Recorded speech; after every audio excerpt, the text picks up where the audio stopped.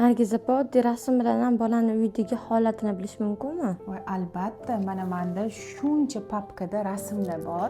Keling, men sizga bir ikkita tahlilni ko'rsatib beraman. Masalan, mana shu rasmni 6 yoshli o'g'il bola chizgan. Oilada 5 ta farzand va bu farzand eng katta farzand. Oilada mehr-e'tibor yetishmagani uchun aynan boshqa farzandlarni tizmagan va men qolgan farzandlar qayerda degan savol berganimda qolganlarga joy yetmadi deb javob beryapti bola. Bu degani oilada iliqlik, mehr muhabbatga ehtiyojim bor va menga ko'proq berishsin deb boshqa bolalarni siqib chiqaryapti. Keyingi rasm 7 yoshli qizaloq rasmi. Oilada cheklov, chegaralar borligini bilsak bo'ladi va bolada xavotirli darajasi balandligini bu rasmni shtrixlaridan bilishimiz mumkin va rangli qalamlar berilganda ham rangli qalamlardan foydalanmaganligidan diagnostika qilishimiz mumkin.